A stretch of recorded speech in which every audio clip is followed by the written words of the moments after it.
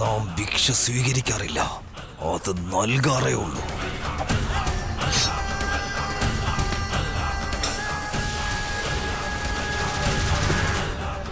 നിന്റെ ഷെഹൻഷായുടെ വാളൻ അത്രയ്ക്ക് മൂർച്ചയില്ല.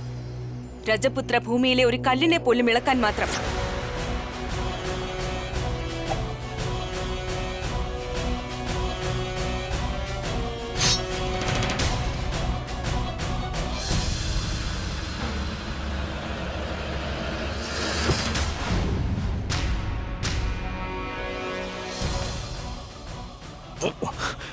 ഷെഹൻഷാ നിങ്ങളോടല്ല, രജപുത്രനോടാണ് യുദ്ധം ചെയ്യുന്നത്. ദുഷ്ടനാണ് അയാൾ. അത്രയും ക്രൂരനാണ്. സ്വന്തം ആളുകളുടെ കാലും കൈയും പോലും ഭേദിക്കുന്ന വിധത്തിൽ. സ്ത്രീകളെ ബഹുമാനിക്കാൻ അയാൾക്ക് തീരെ അറിയില്ല. ജലാലിന്റെ സ്നേഹം കണ്ടു, ഇനി ക്രൂരതയും കണ്ടോളൂ.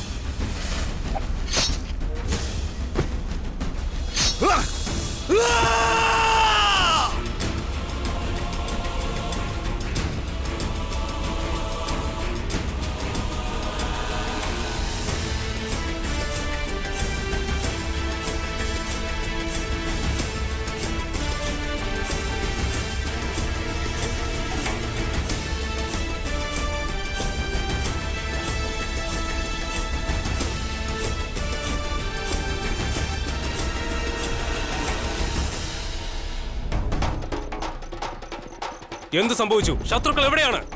മലയുടെ അടിവാരത്തിൽ. ചേച്ചി, ചേച്ചി നിൽക്കൂ. ചേച്ചി ഇത് എങ്ങോട്ടാ പോകുന്നത്? നിൽക്കൂ ചേച്ചി. ആരെങ്കിലും തടയൂ ചേച്ചിയെ.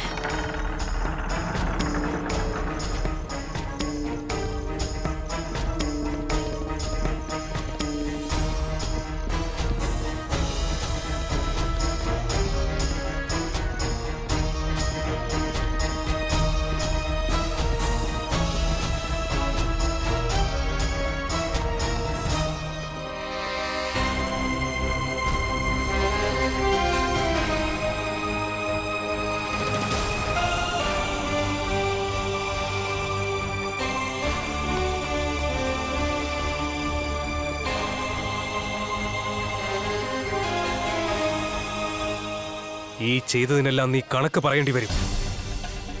രജപുത്രരുടെ ഓരോ തുള്ളി ചോരയ്ക്ക് നീ ഉത്തരം പറയേണ്ടി വരും. എന്നാണോ നിനക്ക് എന്നെ നേരിടേണ്ടി വരുന്നത്, പിന്നെ നീ ബാക്കിയുണ്ടാവില്ല ജലാൽ.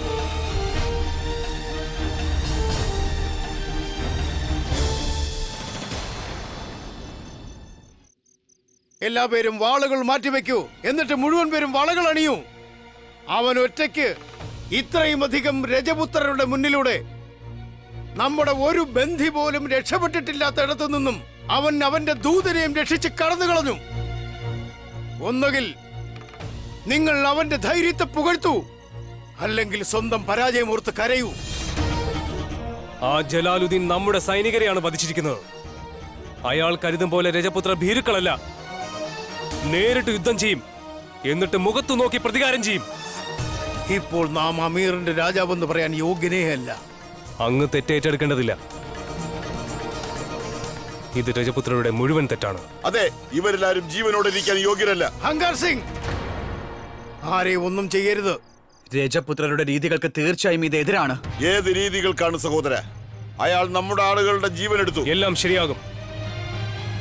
നിങ്ങൾ വിശ്വാസം കൈവിടാതിരിക്കൂ. ചില കാര്യങ്ങൾ ചിന്തിക്കുന്നതിലും അപ്പുറത്തായിരിക്കും രാജാ സൂര്യഭാൻ സിംഗ്. സമ്മതിക്കുന്നു. എന്നാൽ എല്ലാ ചോദ്യത്തിനും ഒരു ഉത്തരമാണുള്ളത്: പ്രതികാരം. രജപുത്രർക്ക് തങ്ങൾക്ക് സംഭവിച്ച അപമാനത്തിന് ഉത്തരം നൽകാൻ നന്നായിട്ടറിയാം. ഞാൻ ദേവിയെ കൊണ്ട് സത്യം ചെയ്യുന്നു, എപ്പോൾ ജലാലിന്റെ ശിരസ് നമ്മുടെ വാളിഞ്ഞാൽ ഭേദിക്കപ്പെടുന്നുവോ അതുവരെ നാം ജോധയെ സ്നേഹിക്കുകയില്ല.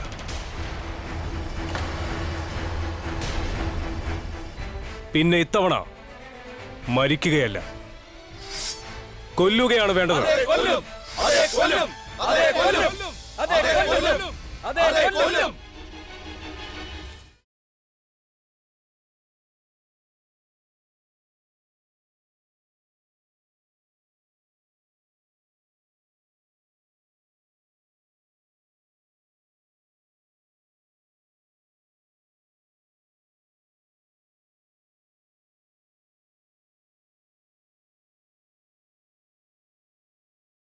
ഇതെന്താ മുത്തശ്ശി, ഒരു ഉത്സവവും ഇല്ലാതെ എല്ലാവർക്കും സിന്ദൂരം ദാനമായി നൽകുന്നു? ഉടൻ തന്നെ ഉത്സവം വരാൻ പോവുകയല്ലേ മോളെ? ഏത് ഉത്സവമാണ്?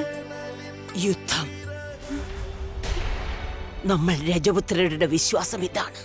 ഭർത്താവ് ജീവനോടെയുള്ളപ്പോഴേ ഇത് നമ്മുടെ നെറുകയിൽ ഐശ്വര്യമായി തിളങ്ങൂ. അഥവാ ഭർത്താവ് ഇല്ലാതായാൽ അതോടുകൂടി കത്തി അമരണം. ഈ യുദ്ധം ഇല്ലാതാക്കാൻ പറ്റില്ലേ മുത്തശ്ശി? യുദ്ധത്തെയും തടയാനാകില്ല, മരണത്തെയും. അഥവാ നമുക്ക് പരാജയം സംഭവിച്ചാൽ നമ്മുടെ മാനവും അഭിമാനവും എല്ലാം ആ മുഗളന്മാരിൽ നിന്നും രക്ഷിക്കുന്നതിനായി നമ്മുടെ കയ്യിൽ ഒരേ ഒരു മാർഗമേ ഉള്ളൂ, മരണം. നിങ്ങളൊക്കെ തോൽക്കുന്നതിന് മുൻപ് തന്നെ തോൽവി സമ്മതിച്ചോ എടത്തി? നാം സമ്മതിക്കുന്നു, യുദ്ധം കഠിനമാണ്. എന്നാൽ ഇപ്പോൾ അമീറിനൊപ്പം ഭാൻപൂരും ചേർന്നിട്ടുണ്ട്. രാജാവ് സൂര്യഭാനും നമ്മോടൊപ്പമുണ്ട്. പിന്നീട് ജോധയുടെയും രാജാവ് സൂര്യഭാന്റെയും വിവാഹം നടക്കാൻ പോവാണ്. യുദ്ധത്തിൽ അതിർത്തികൾ മാറുന്നു, മനസ്സ് മാറുന്നു, പിന്നെ ബന്ധങ്ങളും. ഈ ബന്ധം ഇല്ലാതാവുകയില്ല. എപ്രകാരം യുദ്ധം ഉറച്ചതാണോ അതുപോലെ തന്നെയാണ് രാജാവ് സൂര്യഭാന്റെയും ജ്യോതിയുടെയും ബന്ധവും. തഥാസ്തു.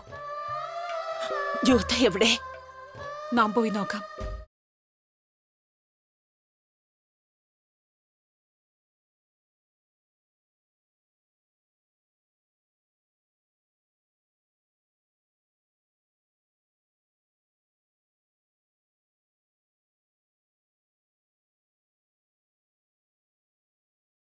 നീ അന്ന് ആ ദിവസം തടാകത്തിനരികിൽ എന്ത് ചെയ്യുകയായിരുന്നു?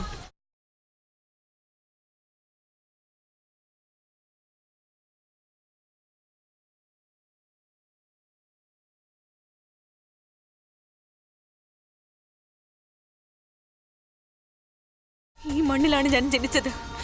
ഈ മണ്ണ് തൊട്ട് ഞാൻ സത്യം ചെയ്യുന്നു, അയാൾ ആരായാലും ദേവി മാതാവേ, അവിടുത്തെ ക്ഷേത്രം തകർത്തതിന് നാം അയാളുടെ ശിരസ് ഭേദിച്ചിരിക്കും. ജോധ, എന്താ ഈ ചെയ്യുന്നത്? പൊള്ളിയിരുന്നെങ്കിലോ? പൊള്ളലേൽക്കണം മാതാശ്രീ. ആ ജലാൽ എന്റെ മുന്നിൽ തന്നെ ഉണ്ടായിരുന്നു. എന്നിട്ട് അയാൾ നമ്മിൽ ഒരാളാണെന്ന് വിശ്വസിച്ച് അപരാധം ചെയ്തു. അതൊക്കെ മറക്കൂ. നിന്റെ മുത്തശ്ശി എത്രയും നേരമായി നിന്നെ വിളിക്കുന്നു. വരൂ. എത്ര നേരം നീ ഇവിടെ ഒറ്റയ്ക്ക്? ജോധ, ജോധ. നമ്മുടെ വാൾ അയാളുടെ കഴുത്തിലായിരുന്നു. എന്നിട്ടും അയാൾ നമ്മിൽ നിന്ന് രക്ഷപ്പെട്ടു. കേട്ടത് വളരെ വലിയ യോദ്ധാവാണെന്നാണ്. എന്നാൽ ഇന്ന് അയാളുടെ ഭയമാണ് എന്റെ മുൻപിൽ വന്നത്. അതുകൊണ്ടാണ് അയാൾ രജപുത്രരുടെ സ്ഥലത്ത് കഴിഞ്ഞ 3 ദിവസമായി നമ്മെ പിന്തുടർന്ന് നമ്മളോട് യുദ്ധം ചെയ്യാനുള്ള ആസൂത്രണം ചെയ്തത്. 3 ദിവസങ്ങളായോ? അതെ അമ്മേ. എന്തുദ്ദേശത്തോടെ വന്നു എന്നറിയില്ല. പക്ഷെ ഇവിടെ കാലെടുത്ത് വെച്ച് നമ്മുടെ ചടങ്ങുകൾ മോശമാക്കി. ഗണഗുരുന്റെ വലിയ ദിവസത്തെ അശുഭമാക്കി മാറ്റി. അത് മാത്രമല്ല, അന്ന് തടാകത്തിലും ഞാൻ രാജാവ് സൂര്യഭാനു പകരം ഞാൻ ആ ദുഷ്ടൻ ജലാലിന്റെ മുഖമാണ് കണ്ടത്. ഇല്ല. ശകുനി പറഞ്ഞത് തെറ്റായാൽ മേനാവതി, പിന്നെ നിങ്ങൾ ഈ ശകുനിയെ കാണില്ല. ജോധ മുഗളന്മാരുടെ വീട്ടിലേക്ക് പോകും.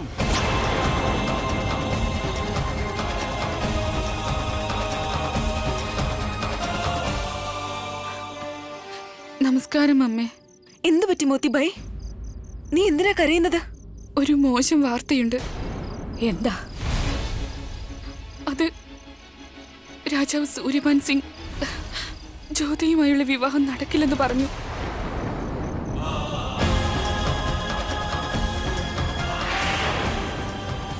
ഇല്ല.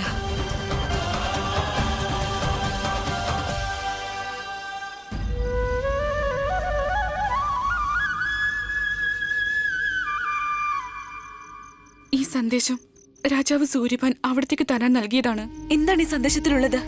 എന്താണ് കാര്യം?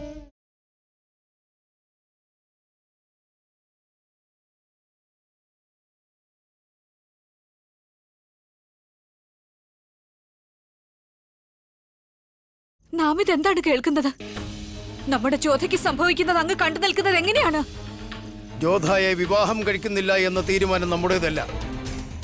അത് സൂര്യഭാൻ സിംഗ് സ്വയം എടുത്തതാണ്. എന്തുകൊണ്ട് അങ്ങ് അദ്ദേഹത്തെ തടഞ്ഞില്ല? രാജാ സൂര്യഭാൻ സിംഗ് ആദർശവാനായ ഒരു രാജാവാണ്. ഒരു ആദർശവാനായ രാജാവിന് അദ്ദേഹത്തിന്റെ പ്രജകളും അവരുടെ സുരക്ഷയുമാണ് ഏറ്റവും പ്രധാനപ്പെട്ട കാര്യം. സ്വന്തം കുടുംബത്തെക്കാൾ വലുത്. അങ്ങ് അതിന് സമ്മതിച്ചോ? നാം ആണ് അവന്റെ സ്ഥാനത്തെങ്കിലും ഇതു തന്നെ ചെയ്യുമായിരുന്നു. നമുക്കറിയാം രജപുത്രർക്കിടയിൽ ഇങ്ങനെ കാണാനുള്ള അനുവാദം ലഭിക്കില്ലെന്ന്. പക്ഷെ എനിക്ക് സംസാരിക്കാനുണ്ട് ജോധ. എന്റെ തീരുമാനം അവിടെ നിന്ന് അറിഞ്ഞു കാണുമെന്ന് വിശ്വസിക്കുന്നു. നാം അറിഞ്ഞു. നമ്മെ ദയവായി തെറ്റിദ്ധരിക്കരുത് ജോധ. ഇന്നലെ അമീറിൽ നമ്മുടെ വിവാഹത്തിന്റെ പ്രഖ്യാപനം നടന്നു.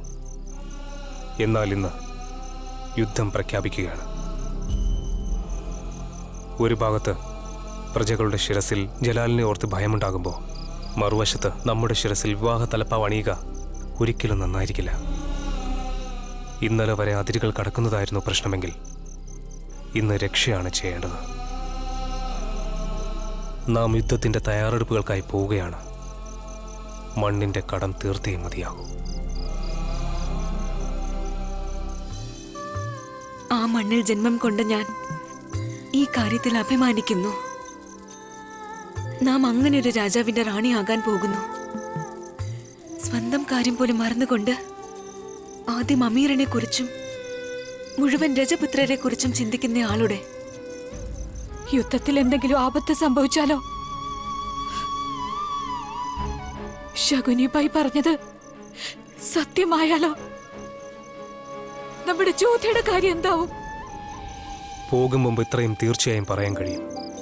നമ്മുടെ ഈ വേർപിരിയലിന് കാരണം ആര് തന്നെയായാലും ഞാൻ അയാളോട് ഒരിക്കലും ക്ഷമിക്കുകയില്ല. ഒന്നുകിൽ ഞാൻ ജീവനോടെ വരും, അല്ലെങ്കിൽ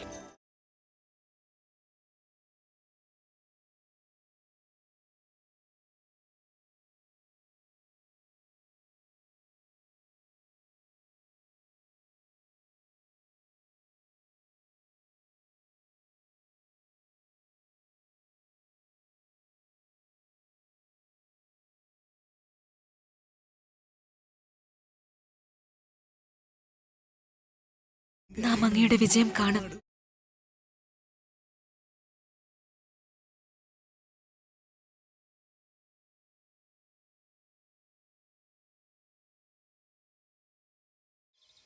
അതെ, നിനക്കെന്താ ബുദ്ധിഭ്രമം ബാധിച്ചിട്ടുണ്ടോ?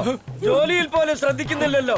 4 പാത്രം നെയ്യുടെ, പിന്നെ ബാക്കി മുഴുവൻ വെള്ളമാണ് ഒഴിക്കേണ്ടത്. വെള്ളം, മനസ്സിലായോ? വഴക്ക് പറഞ്ഞോളൂ, കുറച്ചു ദിവസം കൂടിയല്ലേ ഉള്ളൂ. എന്താ പറഞ്ഞത്? ഒന്നുമില്ല. അതവിടെ വെക്കൂ, എന്നിട്ട് ഇങ്ങോട്ട് വാ. വേഗം വാ, വേഗം ഇവിടെ ഇരിക്കേ. ഇതെടുത്തോ. നീ ആദ്യം പാല് കുടിക്കേ. ഇനി ഞാൻ പറയുന്ന ഒന്ന് കേക്ക്. ഇങ്ങനെയൊന്നും ആരോടും പറയാൻ പാടില്ല. കുറച്ച് ദിവസമേ ഉള്ളൂ എന്നൊക്കെ. നിന്റെ ചെറിയമ്മ എങ്ങാനും ഇത് കേട്ടാൽ എന്തുമാത്രം വിഷമിക്കും. അത് സത്യമാണ്. ഞാൻ അതാണ് പറഞ്ഞത് അങ്ങുന്നേ. അങ്ങേക്ക് ഇനി അധികം ദിവസം ശേഷിക്കുന്നുണ്ടെന്ന് തോന്നുന്നില്ല. അന്നൊരാൾ ഒരു ദിവസം ഇവിടെ ഭക്ഷണം കഴിക്കാൻ വേണ്ടി വന്നിരുന്നില്ലേ? അയാളോട് അങ്ങ് മുഗളന്മാരെ കുറിച്ച് ഒരുപാട് മോശമായി സംസാരിച്ചിരുന്നില്ലേ?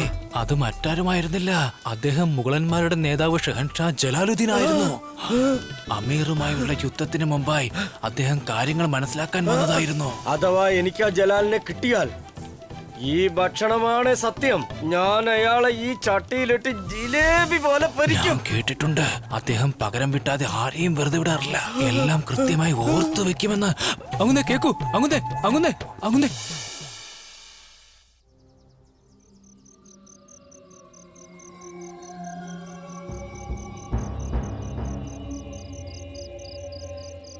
തെറ്റാണെങ്കിൽ ക്ഷമിക്കൂ ഷഹൻഷാ. പക്ഷെ അങ്ങേക്കൊരു തെറ്റ് സംഭവിച്ചു. എനിക്ക് പകരം അങ്ങ് ആ അമീറിലെ രാജകുമാരി ജ്യോതിയായിരുന്നു കൊണ്ടുവരേണ്ടിയിരുന്നത്. വിശ്വസിക്കൂ അബ്ദുൾ, ഞാൻ അവളെ കൊണ്ടുവരിക തന്നെ ചെയ്യും. പക്ഷെ നിനക്ക് പകരം അവളെ കൊണ്ടുവന്നാൽ അതിനുള്ള സമയം അതല്ലായിരുന്നു. അവൾ വളരെ ധൈര്യവതിയാണ്. ഇപ്പൊ നിന്നെ നാം കൊണ്ടുവന്നില്ലേ, ഇനി നീ കണ്ടോളൂ, അവൾ സ്വയം തന്നെ എന്റെ അടുത്തേക്ക് വരും, നമ്മുടെ കൊട്ടാരത്തിലേക്ക്.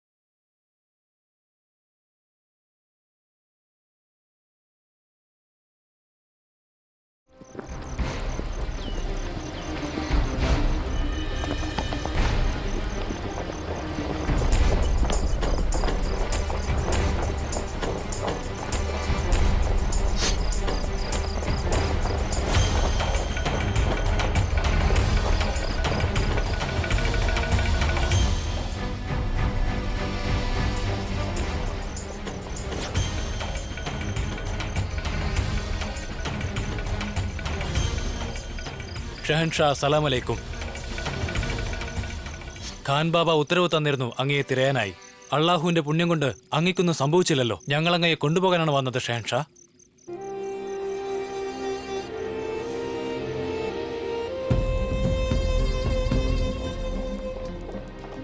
ഇപ്രകാരം ജലാൽ ഒന്നും പറയാതെ തന്നെ ശത്രുക്കളുടെ കയ്യിൽ നിന്നും രക്ഷപ്പെട്ട് ഷാൽപൂരിലേക്ക് പോവുകയാണ് ചെയ്തത്.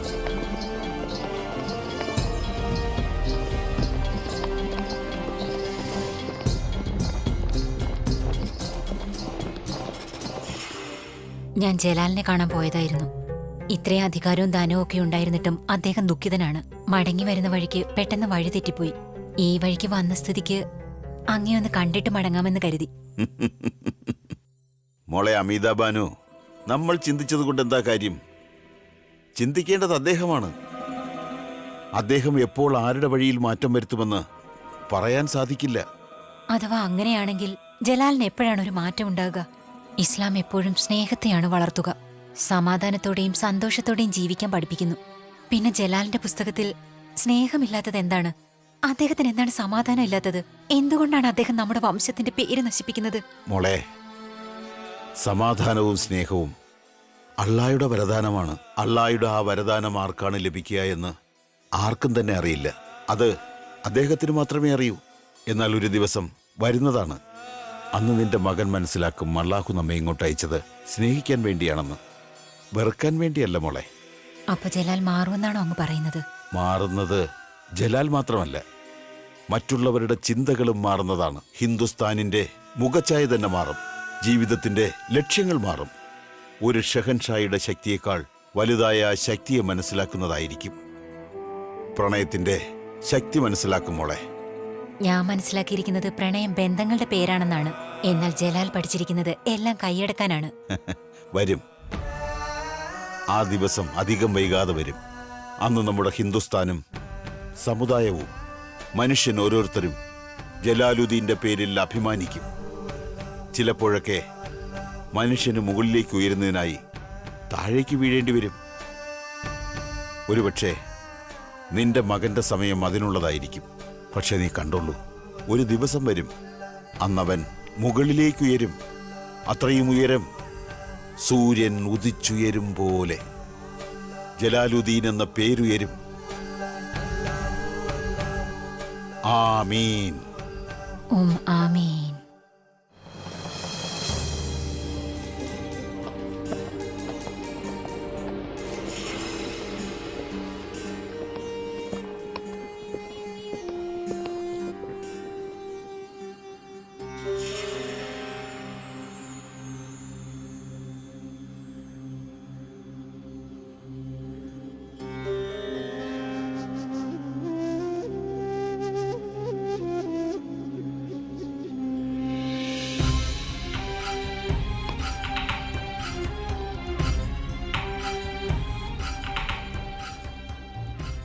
അസ്സലാമലൈക്കും.